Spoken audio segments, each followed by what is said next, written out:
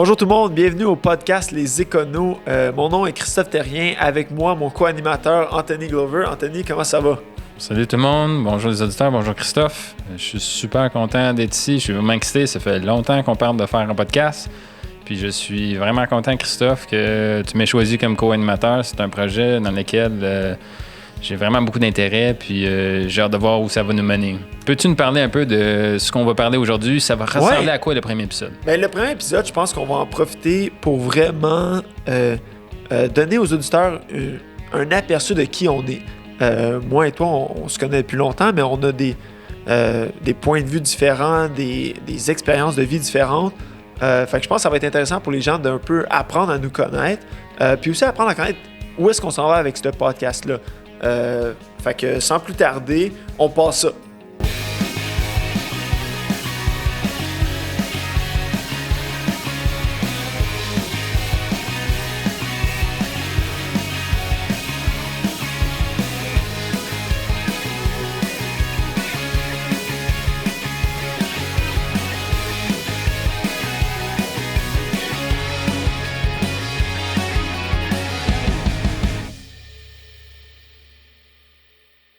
Bienvenue officiellement au podcast Les Éconos, tout le monde.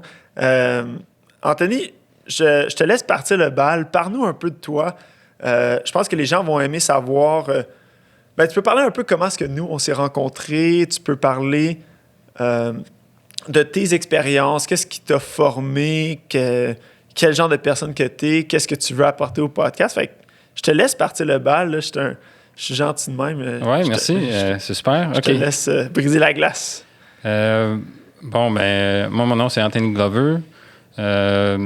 Christophe, je te connais depuis la tendre enfance. Là. On est allés au primaire ensemble. On n'est pas allés au même secondaire, mais c'est presque comme si. Non, c'est ça. Tout le temps ensemble, les deux. Fait que on a quand même beaucoup de choses en commun. On a grandi ensemble. On a des bons amis. Là, pour les gens qui écoutent...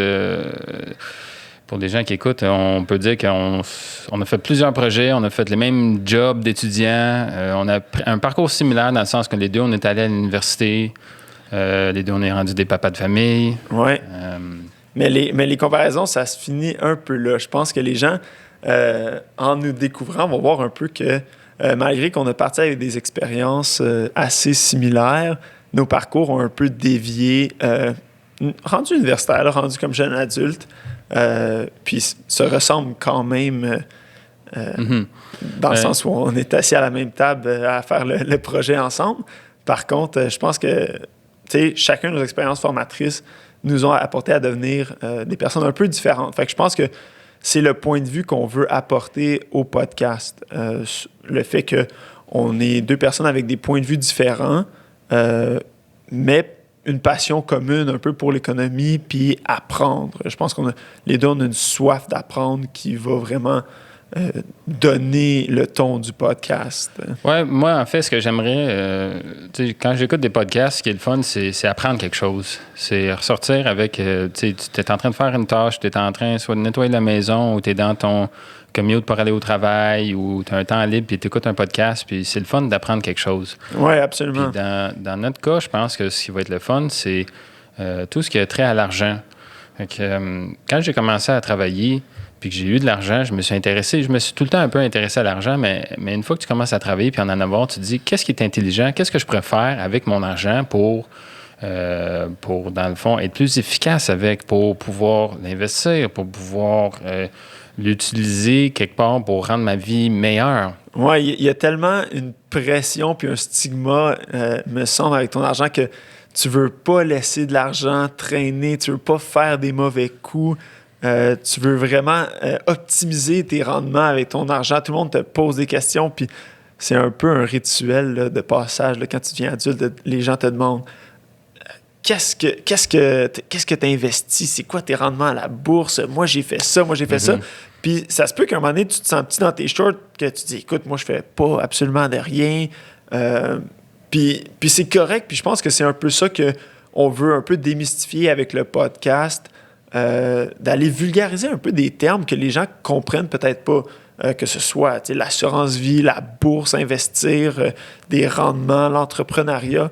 Tout ce genre de sujets-là que les gens se posent des questions de l'immobilier. Je pense qu'Anthony, tu vas pouvoir en parler un peu. Là, toi, tu as de l'expérience là-dedans. Oui. Puis je pense que les deux, on a chacun nos expériences, nos points de vue différents, mais on est loin de maîtriser tous les sujets. Écoute... Fait que je vais faire un retour à l'arrière. Oui, exactement. Dans le fond, comme on disait, là, quand on était jeune, on faisait plusieurs projets ensemble. Là, on a fait des films, on a fait un band. Puis par la suite, moi, rendu au cégep à l'université, je me suis orienté sciences nature. J'ai été faire un bac en génie. Un bac en génie bioressources dans l'ouest de l'île. Puis ça a été une expérience très marquante dans ma vie. J'ai vraiment apprécié. Sur le coup, je n'étais pas sûr, mais par après, maintenant que je regarde mon passé, puis je regarde le parcours que j'ai fait, l'université, c'était vraiment un moment agréable pour moi. C'était le fun, c'était concret, ça menait à une job par après, ça menait à une sécurité, un peu de revenus, parce que les ingénieurs ont un certain niveau débutant, je dirais. Fait qu'en faisant ces études-là, je me suis assuré, d'avoir un salaire très correct, au-dessus de la moyenne québécoise, là, en partant. Puis à l'université, je me suis fait des contacts, ça m'a ouvert l'esprit, j'ai rencontré des gens.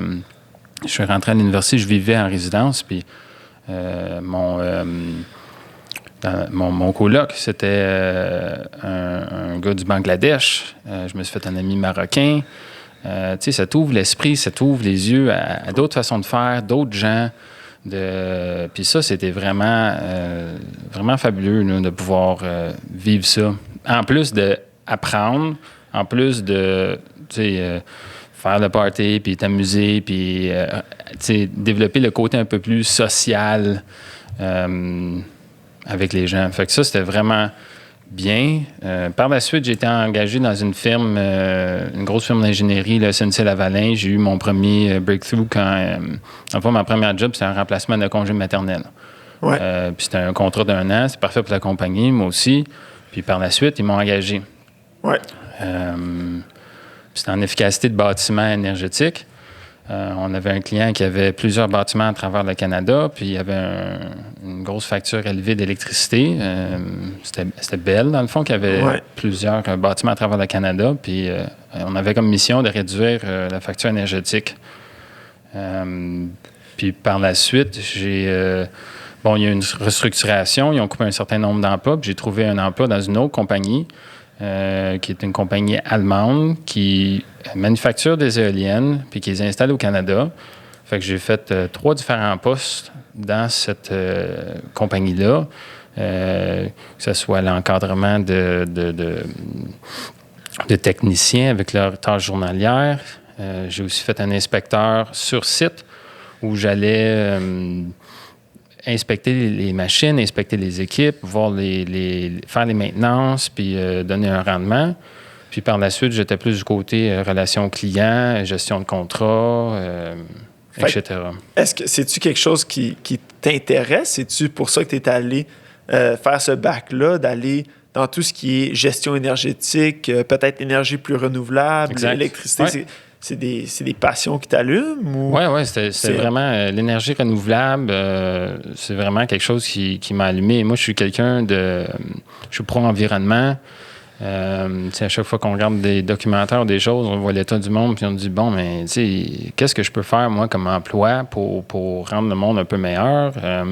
Fait que c'est vraiment ça qui m'a attiré vers l'énergie renouvelable, les bâtiments durables.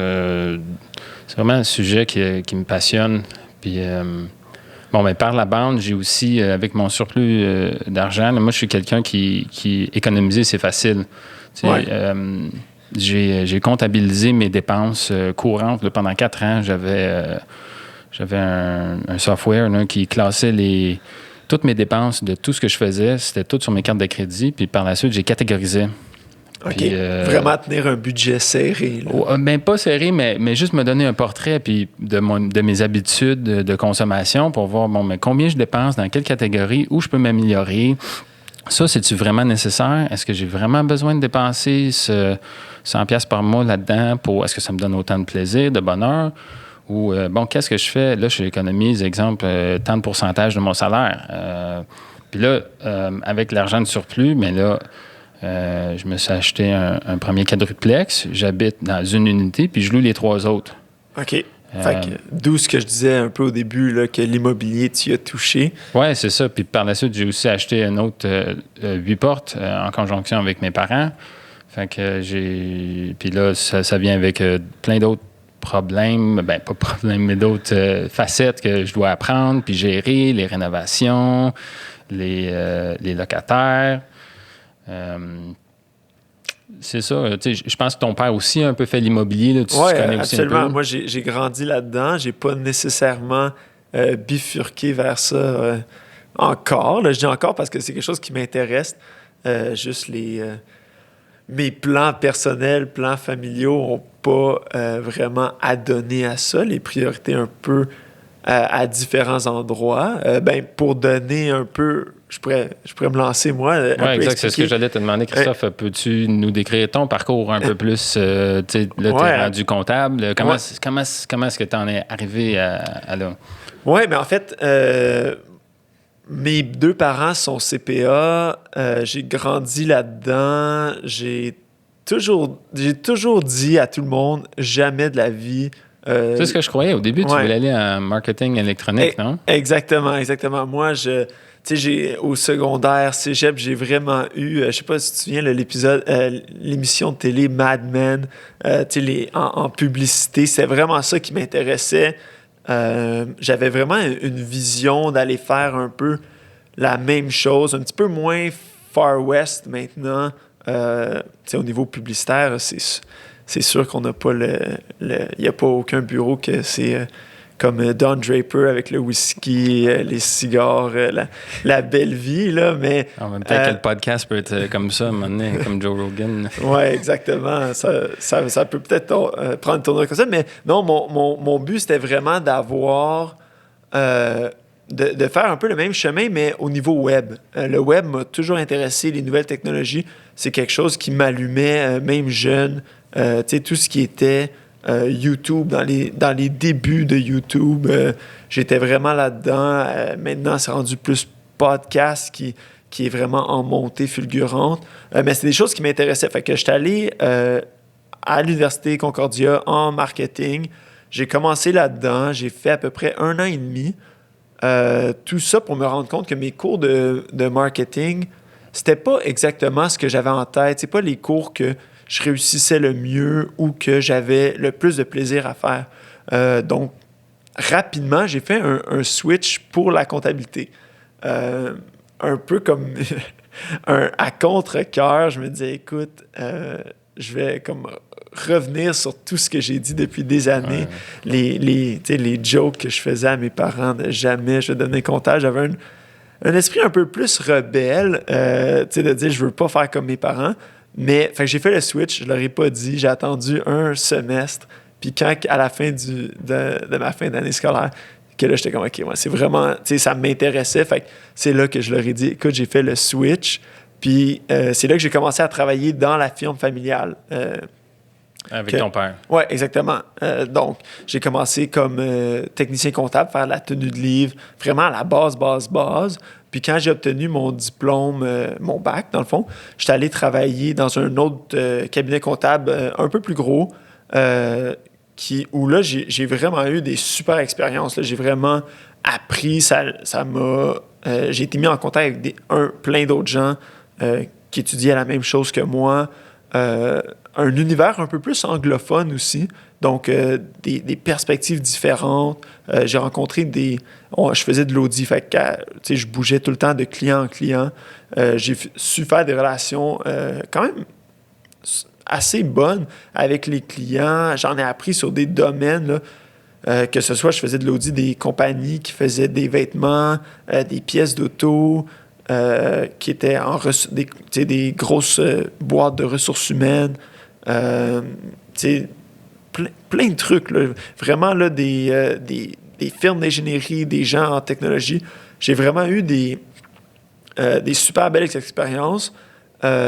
Puis quand que j'ai eu mon titre de CPA en 2017, là, je suis revenu avec la firme familiale. Puis là, tu es devenu associé? Oui, exactement. Je suis devenu associé, puis j'ai fait un peu la relève de la firme, avec mon père qui voulait se retirer un peu plus des opérations, faire un peu plus de consultations, s'occuper de peut-être plus la gestion, marketing, vente de la firme, puis que moi, je prenne un peu plus les opérations. Fait qu'on a fait une transition sur plus ou moins 3 ans. Peux-tu nous parler de comment cette transition, comment toi, en tant que père et fils, j'imagine qu'il y a eu certaines, des fois, parce que quand j'entends, il y a beaucoup de gens là, qui ont des entreprises familiales, puis des fois, tu as des clashs, puis avec des collègues, tu as un certain niveau de respect, tu as un certain niveau de gêne, mais avec des amis ou de la famille, des fois, il peut y avoir des flamèches.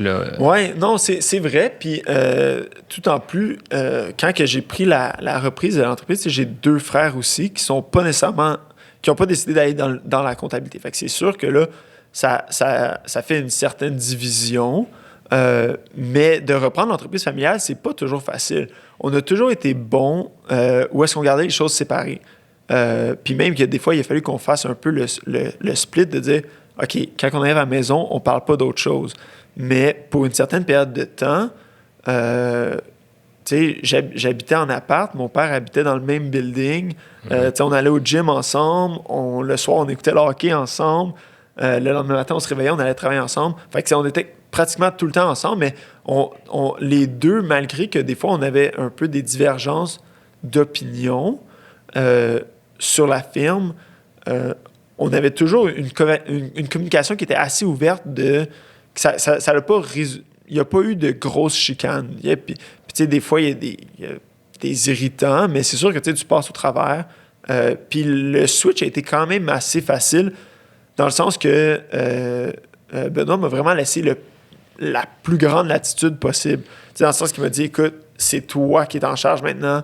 Je connaissais beaucoup les clients quand même déjà du fait que j'avais travaillé comme technicien comptable. Donc, je connaissais les clients, j'avais un rapport avec les clients. Ouais, c'est sûr que j'avais un rapport avec le staff déjà. Puis c'est on a grossi un peu depuis, mais c'était quand même pas une grosse boîte. Fait que c'est sûr que j'avais une relation personnelle aussi avec tous les employés en tant que collègue, puis après ça, en tant que boss. Donc, c'est sûr que ça a super bien été, puis je pense que j'ai été chanceux parce que, oui, t'entends des histoires d'horreur. C'était pas mon cas, ça s'est super bien passé. Donc, puis là, c'est ça, fait que je continue là-dedans.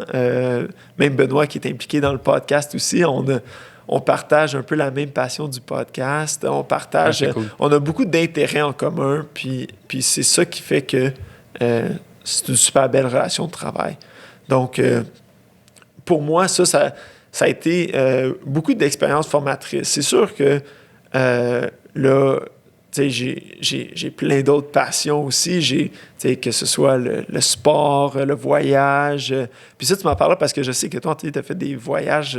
Tu as voyagé pas mal. Là, même que moi, qui me considère quand même assez bien bon voyageur, je t'arrive pas à la cheville, mais tu nous en parleras peut-être un peu tantôt. Mais tu sais, c'est plein de choses que moi, je trouve intéressantes. Puis qu'en tant que CPA, j'ai des bonnes connaissances au niveau financier, mais je suis un peu comme un médecin généraliste pour tout ce qui est le reste de l'entreprise.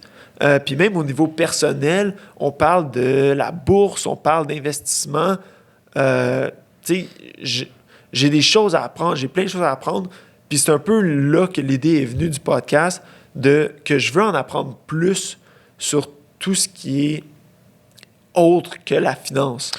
C'est sûr qu'on va en parler parce que, veux pas, une entreprise, on les juge tout le temps par leur profitabilité. C'est un point fondamental dans notre société. L'argent, les revenus. Profitabilité. Exactement. Fait que c'est sûr que on va en parler, puis les éconos, on le voit là, dans notre logo, il y a le signe de dollar. C'est sûr que l'économie puis la finance, c'est un peu à la base de qu'est-ce que nous, on veut parler. Par contre, c'est pas tout. Puis je pense que c'est ça un peu l'idée d'avoir quelqu'un comme toi qui a un point de vue différent, qui est peut-être plus... qui a peut-être plus un point de vue science, en ingénierie, que peut-être l'optimisation, qui est plus axé sur le produit versus les résultats, d'avoir des points de vue différents. Puis le but de notre podcast, là, c'est sûr que c'est juste moi et toi aujourd'hui, mais c'est d'avoir des invités Puis qu'à chaque semaine, qu'on leur pose des questions sur leur parcours, leur histoire, qu'ils nous parlent de leurs entreprises. Une chose que moi, j'aimerais vraiment savoir, puis ça va peut-être être dur un peu parce que les gens, d'habitude, essayent de parler de leur succès, mais ça serait d'apprendre sur les erreurs des gens. Que quelqu'un vienne me dire, écoute, je me suis planté 20 fois avant d'avoir du succès, puis de voir qu'est-ce que les gens faisaient, pourquoi est-ce que ça ne marchait pas leurs affaires. C'est-tu un concours de circonstances? Ouais. C'est-tu... Il y a des raisons. Puis moi, je trouve que les gens qui ont eu du succès par la suite, souvent n'ont pas peur de retourner et de dire, c'était pas juste un concours de circonstances. Il y a quelque chose que je faisais qui marchait pas. C'est sûr qu'il y a une recette, qu'il y a des trucs que les gens qui ont du succès... tu sais, des good habits, là, que c'est sûr qu'il y a des points communs entre tout le monde qui a du succès sur... qui font que leur entreprise aille bien, qui font qu'il y ait du succès, qui font que les choses à quoi ils touchent, ça fonctionne. Là. Il y a une recette, là, je veux dire. Je pense pas que... Je veux dire, il y a des gens qui ont du talent, il y a des gens qui ont ça un peu inné, mais je pense que la plupart des gens travaillent pour, puis voient des trucs qui marchent, puis à un moment donné, ils comprennent comment ça marche, puis après, ils ont le vent dans les voiles, puis... Mais est-ce que tu penses qu'il y a juste une recette, que c'est tout le temps la même recette pour tout le monde? Ben non, je pense que ça dépend des gens, mais je veux dire, c'est sûr qu'il y a des éléments clés. Tu sais, exemple, comme ce que je disais tantôt, là, mesurer les finances. Là, pour optimiser mes finances, il a fallu que je regarde dans les années passées, voir ce que je faisais. Tu sais, tu peux pas changer ce que tu mesures pas, ce que tu traques pas. Tu peux pas améliorer ça. Fait qu'à un moment donné, il faut que tu prennes un pas de recul. Tu te dis, bon, qu'est-ce que je fais? Puis des fois, il y a l'état d'esprit mental et psychologique des gens qui sont juste pas dans une bonne phase de leur vie ou qui ont des problèmes personnels ou que problèmes de santé. Puis que leur entreprise en souffre par la suite. Mais je pense qu'on peut aussi... ça, c'est peut-être dans la santé et fitness générale, mais on peut assumer que les gens ont une certaine santé puis ils gardent ça en règle. Oui. Puis il y a aussi le point que comment tu définis le succès. Ouais. Tu sais, moi, j'ai... dans mes clients... j'ai des gens qui, écoute, poussent, atteignent des sommets, que ça réussit. Puis j'ai d'autres gens qui roulent leur boss, puis qui font pas nécessairement... C'est pas des gens qui travaillent du 80 heures semaine. Tu sais, des gens que pour eux, ils roulent leur entreprise, ils génèrent assez de revenus pour subvenir à leurs besoins, puis que, tu sais, d'être heureux, d'avoir une bonne conciliation famille, travail... pour eux, ça, c'est le succès. Puis j'ai d'autres gens que juste le fait de faire ce qu'ils aiment faire dans la vie, puis tu sais, je pense, principalement, j'ai des clients dans les nouvelles technologies, que ce soit en jeux vidéo ou des trucs comme ça, juste pour eux de faire ça, puis que c'est ça leur job. C'est le fun. C'est un succès. Si jamais l'argent vient après, ben tant mieux, mais s'ils sont capables de se verser un salaire puis de vivre de ça, même si c'est peut-être un peu plus modiquement, ben tant mieux, c'est ça le succès. Ouais. Fait que c'est vraiment c'est ce genre de réflexion-là que je veux avoir avec les invités, de leur demander comment est-ce que ils perçoivent le succès, c'est quoi leurs objectifs, comment est-ce qu'ils sont arrivés à ce point-là? Est-ce qu'ils ont eu des échecs? Puis ça, dans tous les domaines, là, je pense que moi, j'ai une certaine attirance envers les nouvelles technologies, tout ce qui est innovation. Je pourrais te parler de recherche et développement pour le restant du podcast, jusqu'à temps que tu t'endormes sur la table.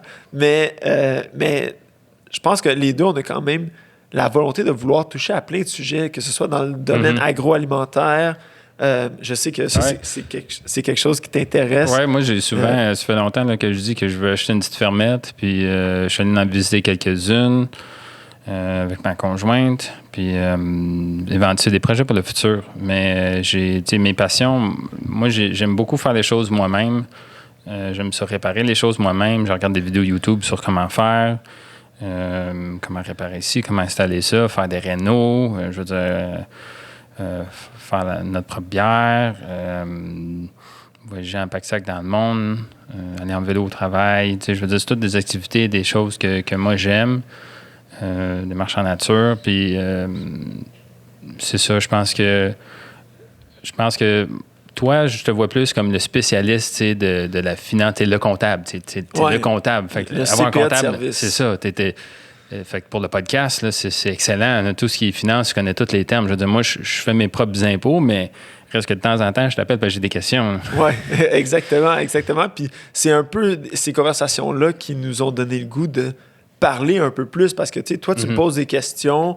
Moi, je te donne pas toujours des réponses. Souvent, je te repose une autre question. Mais c'est bien. Puis ça fait porter à réflexion. Puis c'est ces réflexions-là qu'on s'est dit, ce serait vraiment cool d'apporter aux gens parce qu'on n'est pas les seuls. Puis je sais, moi, ces questions-là, je les entends tout le temps. Puis, tu sais, c'est un peu tout le temps la même chose. C'est de reposer une question puis de dire, ben écoute, ça dépend, sont où tes priorités, c'est quoi ton plan. Exact. Puis je pense que juste... Puis ça va changer un peu, puis l'économie change. Je pense que même ça, plus... c'est un sujet qu'on va en ce moment là, avec le COVID, pas qui tire à sa fin, mais il va y avoir une transition COVID. Ça aussi, on peut en parler dans le podcast, puis avoir l'avis des invités sur comment ils voient le futur. Comment est-ce qu'ils voient? Est-ce qu'ils pensent que le COVID va avoir affecté l'économie? On le voit déjà, là, le télétravail, ça va être, tout le monde le dit, là, de plus en plus permis. Fait que les PME qui sont justement à technologie ou des affaires qui n'ont pas besoin nécessairement d'avoir trop en personne, là, d'être là en personne, mais ils n'ont pas le choix d'offrir ça pour être compétitifs ou pour trouver des employés. Ça a des impacts sur... le COVID a déjà eu des impacts sur l'immobilier un peu. Là. On le voit, les prix, là, tout est... Il y a un engouement là, pour... tout se vend, il y a de la surenchère. Tout le monde veut peut-être essayer d'aller en banlieue. La situation des condos à Montréal, ce serait super intéressant de faire le tour en profondeur de ces sujets-là. Oui, exactement. Puis il y a aussi tout l'aspect maintenant qui est de plus en plus populaire, puis qui, pour des raisons économiques, de protectionnisme, des raisons environnementales, mais le acheter local qui devient de plus en plus populaire. Est-ce que c'est quelque chose qui va rester? Est-ce que c'est quelque chose que le Québec va investir dedans? C'est des questions que moi, je me pose, que j'ai pas nécessairement les réponses. Je peux faire des recherches, je peux lire pas mal là-dessus, mais je veux parler aux gens qui sont sur le terrain parce qu'on s'entend que depuis les années 2000, le manufacturier au Québec, ça diminue. Puis tout ce qui grossit, c'est vraiment tout ce qui est en technologie, en développement, la programmation, les jeux vidéo, le cinéma. C'est toutes des choses qui grandissent à Montréal. Puis je dis à Montréal parce qu'on est basé à Montréal, mais je veux dire, à travers le Québec, c'est la même chose. On entend, quand on entend des histoires de succès comme Moment Factory, c'est tout le temps des genres d'entreprises comme ça qui émergent au niveau mondial. Mais de nos jours, on le voit à la bourse, là, l'argent est dans les technologies. Tu as Facebook, Amazon, Apple, là, puis Google, ils ont la plupart du marché. Là, le gros argent est là. Ils sont tellement gros qu'ils influencent le marché juste à eux, à savoir si c'est une journée up ou down. Ou, c'est vraiment important. Puis je pense que les gens, des fois, ils mettent peut-être ça de côté. Ou, je veux dire, il y a des gens comme toi qui ont de l'intérêt pour les technologies. Puis je pense que la plupart des gens, la technologie, c'est dans leur vie de chaque jour. Tout le monde a un téléphone intelligent. Je veux dire, on a des tablettes, il y a des applications. Puis aussi, je pense qu'il y a une gang de monde au Québec puis au Canada que peut-être la technologie, c'est dans leur vie, mais tu sais, ils aiment ça aller dehors, ils aiment ça prendre des marches, ils aiment ça faire du bateau, ils aiment ça aller à la chasse. Il y a plein de choses. Fait que je pense que d'avoir peut-être de différents points de vue ou différents sujets, mais ça va aider les gens à mieux comprendre l'économie puis à savoir... qu'est-ce qu'ils devraient faire avec l'argent? Au final, là, je pense que les gens, pour le podcast, c'est tout le monde a leur argent, puis tu veux l'utiliser de façon intelligente, tu veux les REER, les CELI, comment ça marche, ça? Il y a des gens que tu leur parles juste en disant ces mots-là. Là, j'ai des amis que tu dis « Hey, t'es REER, t'es CELI. » Non, trop compliqué pour moi, mais attends, check, je vais te parler 10 minutes, c'est pas si compliqué que ça. Exactement, de vraiment vulgariser, puis un peu pour en revenir à ce que je disais, mais peut-être que acheter local, c'est peut-être une bonne chose à faire, mais d'investir local aussi. Puis je pense qu'une chose qu'on avait parlé, ce serait que les gens nous recommandent des PME ou des petites entreprises locales que eux connaissent, que ce soit un ami, un membre de leur famille, que eux-mêmes, qui nous écrivent puis qui nous donnent ces suggestions-là, puis que nous, on puisse en parler. Peut-être ça va être un invité potentiel, mais peut-être que c'est juste une plug aussi de dire, écoutez, on a cette personne-là qui fait... la même chose qu'un gros. Là, exactement, mais qui le fait ça. local, puis qui apporte peut-être une touche un peu plus spéciale. Ça peut être quelque chose de complètement nouveau aussi. Mais envoyez-nous vos recommandations, puis je pense que si on peut, à tous les podcasts, mettre la lumière sur une petite entreprise québécoise, canadienne, let's go. Si on peut encourager les gens puis à se lancer en affaires, parce que je pense que c'est de plus en plus facile, puis c'est de plus en plus populaire pour les gens. Se lancer en affaires, essayer de démocratiser un peu tout ce qui est économie, finance. Ça, c'est un très bon point, parce que je pense que pour beaucoup de gens aussi, ça fait peur un peu, parce qu'ils n'ont pas toutes les connaissances, ils n'ont pas nécessairement toute la formation pour se partir une entreprise. Ils voient ça comme un très gros projet, puis tu sais...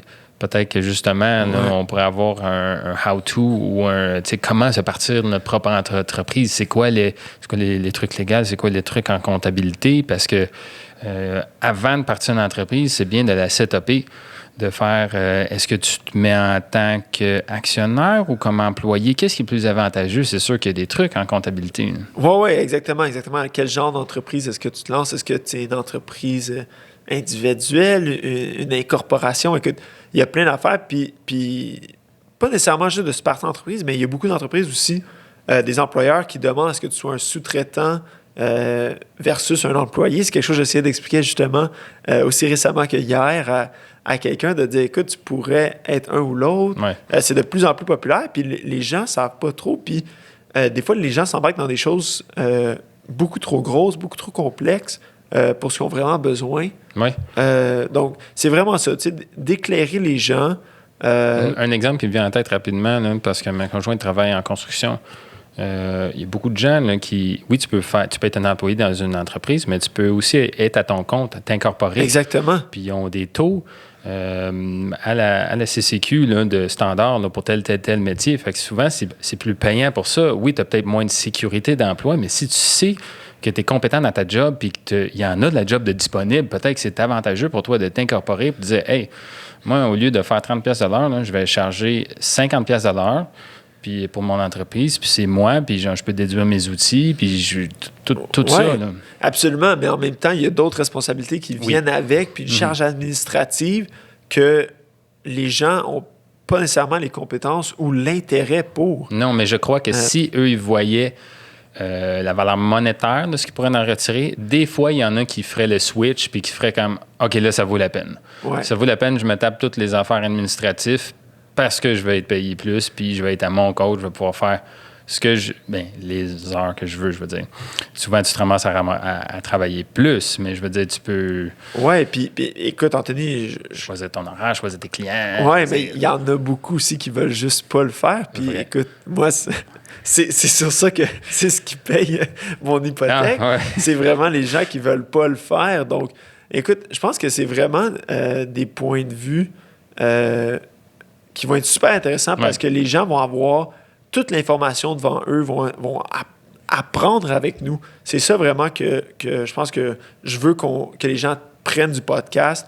C'est sûr que c'est du divertissement, on n'est pas là, c'est pas... c'est pas trop, je pense pas qu'on veut que ce soit trop sérieux. Là. Moi, on va avoir du fun à le faire. On veut que les gens qui nous écoutent aient du fun à le faire. Exact. Du fun pour le podcast. C'est pas une leçon universitaire, là. Y a pas, non, je pense pas. Je pense que tant que le monde apprenne quelque chose... à leur écoute, je veux dire, puis qui ont du plaisir à l'écouter, puis c'est un sujet qui les intéresse, tant mieux. Exactement, puis c'est un sujet que moi qui m'intéresse, que toi qui t'intéresse, on a fait... écoute, moi, je suis un gros fan de podcasts, j'en écoute en anglais, en français, puis c'est un manque que j'ai vu dans le domaine du podcast. Il y en a quelques podcasts d'affaires, mais il n'y en a pas vraiment qui vont aller toucher à monsieur, madame, tout le monde, mais aussi... aux entrepreneurs, puis pas nécessairement... Tu sais, je veux pas que ce soit des TED Talks où est-ce on part dans un sujet de motivation où on dit, écoute, tu veux faire de l'argent, écoute-moi, on va te dire comment ça marche. Achète mon livre, là, j'ai 20 exemplaires, là, tu peux payer 50$ par exemplaire, puis suis mon cours en ligne, puis par la suite, toi, tu vas pouvoir devenir un prof qui va pouvoir vendre tes cours. Exactement, puis on n'est pas des coachs, on n'est pas des experts. Je pense que dans les podcasts que j'ai vus, puis que j'ai aimé, honnêtement, que des très bons podcasts, mais c'est souvent des experts qui font le podcast. Nous, on n'est pas experts, loin de là. On a certaines connaissances, mais le domaine d'affaires, c'est tellement vague que on en a beaucoup à apprendre. Puis je pense que les deux, on est assez curieux là-dedans, qu'on veut apprendre, puis qu'on veut vraiment apprendre avec le public. Là. Vulgariser le plus qu'on peut. Je pense qu'on a cette capacité-là de comprendre puis de vulgariser, mais autre que ça, il y a plein de choses qui nous restent à apprendre puis qu'on veut que... qui se traduisent à travers les épisodes, puis que les gens aiment ça. Je pense qu'on va essayer de faire un podcast par semaine. Ça se peut que des fois, avec la nature du sujet, ce soit des podcasts qui soient plus intéressants, qui soient sortis immédiatement ou qu'on enregistre puis qu'on sorte à une date plus tard. Mais je pense qu'à chaque semaine, ce serait cool d'avoir un nouvel invité, un nouveau sujet. Peut-être que des fois, les sujets vont se croiser. Peut-être des fois, c'est juste une personne qu'on trouve intéressante, qui n'est pas nécessairement spécialiste en aucun domaine économique. C'est peut-être un gars qui brasse sa propre bière, mais qui a du succès au niveau économique. Donc, ça serait quelqu'un d'intéressant à voir. Fait que c'est un peu ça. Je pense que c'est ce genre de choses-là que je veux apporter au podcast. Oui, je comprends ce que tu veux dire, puis je partage un peu la même opinion que toi. Peut-être pour que nos auditeurs là, apprennent à nous connaître un peu plus, là, je te demanderais peut-être une question ou deux à propos de toi. Oui, c'est une bonne idée, ça. Envoie-moi des questions en rafale, puis je vais te répondre de façon courte. Là. OK. Courte ou moyen. Là. Mettons, je te dis, est-ce que tu te considères plus de gauche ou de droite? Moi, je me considère plus centre-droit. Dans le sens... puis ça a une connotation assez particulière. Là. Puis je t'ai dit, j'allais te répondre rapidement. Puis là, je me lance une grosse discussion. Mais tu sais, socialement, je pense que je suis beaucoup plus de gauche quand on parle de valeurs politiques traditionnelles. Par contre, pour ce qui est économique, je pense que je me trouve un peu plus à droite. Donc, c'est pour ça, centre-droit, moi, je le vois, mes clients sont vraiment... C'est toutes des entreprises, des PME. Fait que c'est sûr que j'ai une certaine... attirance envers le côté plus conservateur au niveau économique, dans le sens de dire laisser les entreprises un peu plus de liberté, moins de présence gouvernementale. Le nanny state qu'ils appellent. Oui, exactement. Puis, mais d'un autre côté, c'est sûr que tout ce qui est... ma clientèle, c'est beaucoup dans le domaine de l'innovation. Puis on va sûrement en parler dans un épisode de podcast, mais tout ce qui est subvention, crédit à la recherche et développement au Québec, c'est gigantesque. Ça fait partie d'une grosse partie de ma business puis de la business de mes clients. Fait que c'est sûr que de dire complètement de droite, non. Par contre, il y a quand même un certain milieu, je pense qui est atteignable. Fait que, centre droit, je pense que c'est ça. Moi, je te rends l'appareil parce que c'est une bonne question. Moi, je dirais je suis modéré, mais plus à gauche. Mon point de vue est que pas tout le monde naît dans la même situation. On l'a vu dans les derniers mois un peu là, avec le mouvement des Black Lives Matter puis les mouvements des minorités que nous, les deux, on est des hommes blancs nés au Canada qui ont eu la chance d'avoir des parents qui nous ont supportés puis ça nous a permis d'aller à l'université. Fait que c'est sûr que pas tout le monde naît avec ça. Fait que oui, il y a des gens qui ont besoin de plus d'aide. Mais exemple, quand j'étais plus jeune, tu vois, j'étais pour le mouvement des carrés rouges là, pendant que je suis à l'université, pour la gratuité scolaire. Puis en repensant aujourd'hui, puis ce que j'ai pu voir à travers mes expériences, c'est quand quelque chose est gratuit, c'est pas tout le temps là que les gens vont reconnaître la valeur. Le fait que ce soit gratuit, des fois, même ça enlève de la valeur. Quand les gens payent pour de quoi, ils se sentent plus investis. Ils se sentent comme quoi, hey, j'ai travaillé pour cet argent-là, là, je suis en train de payer pour un cours. Là, comme, il faut que ça soit bon. Tandis que si le cours est gratuit, c'est pas grave si je le coule. Oui, c'est vrai ça. Fait que, c'est pour ça que je me mets plus modéré. Je comprends les gens de droite parce qu'ils travaillent fort pour l'argent qu'eux, ils obtiennent, puis ils se disent, ben pourquoi est-ce que je ferais juste en donner à quelqu'un qui fait rien? Mais c'est pas ça le but. Je pense que le but, c'est que tout le monde naît avec différents talents, différents moyens, puis si tout le monde était égal, ben oui, là, on reviendrait ce serait un truc communiste, là, mais c'est sûr qu'on vit dans une société capitaliste. Fait que la base de ça, c'est plus tu travailles, plus tu es supposé faire d'argent. C'est ça le but, là, capitaliste, si tu veux. Oui, exactement. Mais en même temps, un peu pour toucher un peu à ce que tu disais sur l'éducation, je pense que, comme on a dit un peu, l'avenir du Québec, moi, surtout, je pense là, que ça va être avec tout ce qui est innovation. On se classe assez régulièrement là, dans les tops mondiaux au Québec puis au Canada, plus particulièrement. Vis-à-vis de nos universités, on a des bons programmes d'éducation. Puis, moi, je pense que c'est important de le permettre au plus à plus grande majorité possible, que ce soit accessible. Je pense que c'est là que la notion de dire combien est-ce que tu charges, que ce soit accessible, et qu'est-ce qui est accessible, à quel point est-ce que c'est trop cher, que c'est plus accessible, mais à quel point est-ce que c'est ton point que tu dis d'avoir un certain montant d'investi te fait que tu restes ou que tu choisis un domaine qui va être rentable. Mais en même temps, on a besoin d'un peu de tout là, dans l'économie. Je pense pas que d'avoir juste des comptables, c'est vraiment ça qui va...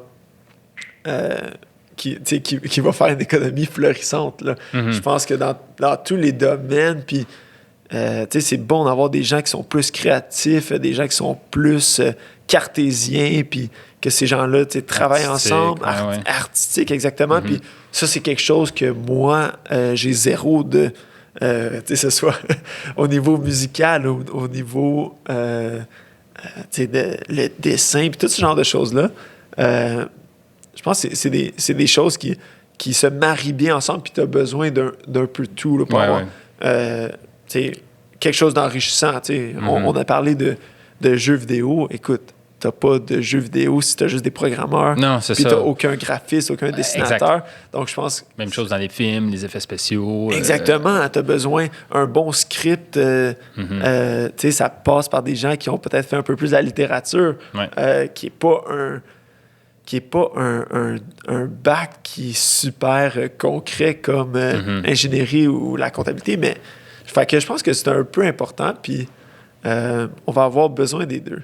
Écoute oui, c'est ça que je voulais dire. Le podcast tire à sa fin. Christophe, je vais te poser une couple de questions juste pour finir. Là, let's go. Rapidement cette fois-ci, sans trop de développement. Parfait. Si tu avais 5 invités vedettes, là, que tu dis, on peut inviter n'importe qui là, sur le podcast, c'est qui tu voudrais avoir?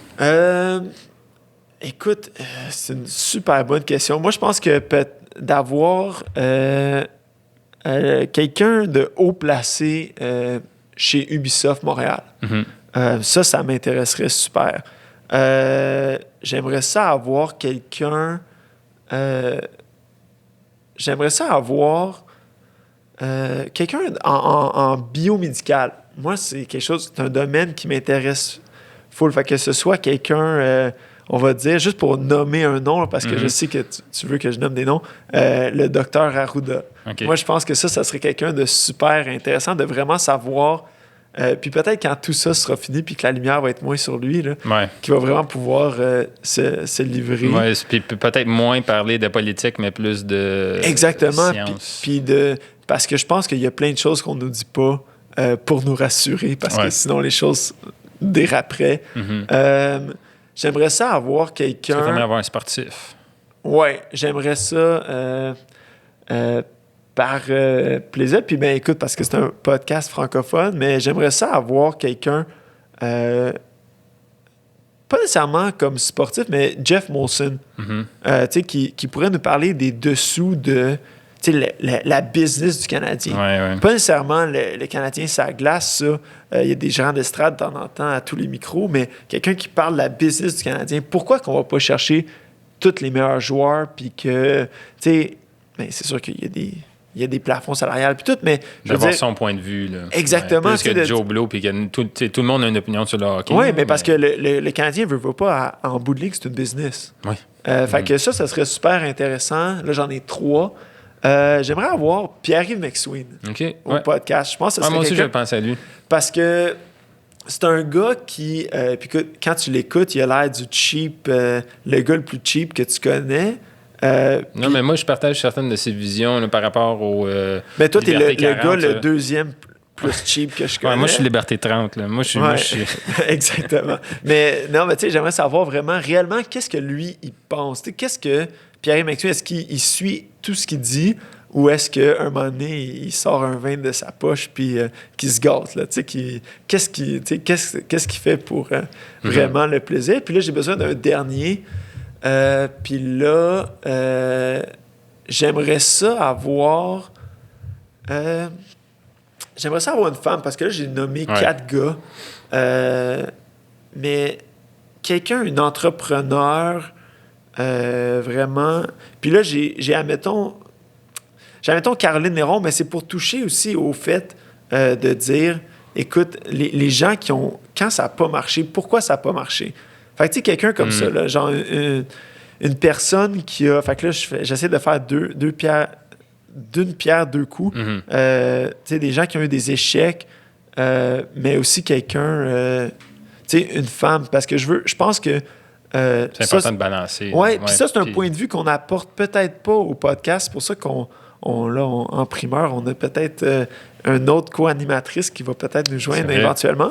Mais en fait, c'est un autre point de vue que j'aimerais avoir. Fait que c'est un peu les sacs. Mais écoute, je t'arrête tout de suite parce que je pense que le temps est pas mal fini. Je pense que je veux garder du jus pour les prochains podcasts parce que je suis vraiment excité avec les invités qu'on va avoir, les sujets qu'on va aborder. Puis je pense que les gens vont vraiment apprécier. Puis on veut avoir votre feedback. Fait que si jamais vous avez quelque chose à nous suggérer, vous avez des entreprises que vous voulez nous référer, des invités, n'hésitez pas à nous... Envoyez-nous un message privé ou écrivez-nous sur YouTube, sur Facebook ou laissez un commentaire, mettez un like, ça nous aide vraiment beaucoup pour notre visibilité. Oui, on commence, donc on est vraiment... laissez-nous la chance de nous planter, mais sinon, donnez-nous, on attend vos commentaires, puis écrivez-nous si vous avez des questions, si vous avez des choses que vous êtes toujours demandées, puis qu'il n'y a jamais personne qui a pu vous répondre. On va essayer d'y répondre parce que c'est vraiment ça le but du podcast, c'est d'apprendre, puis probablement que vous n'êtes pas les seuls à se poser cette question-là. Donc, n'hésitez pas, écrivez-nous sur notre page Facebook. On va mettre tous les liens là, à l'écran ou dans la description du vidéo. Donc, n'hésitez pas. Puis sur ça, je vous souhaite bonne semaine. Merci, Christophe. Salut. Là.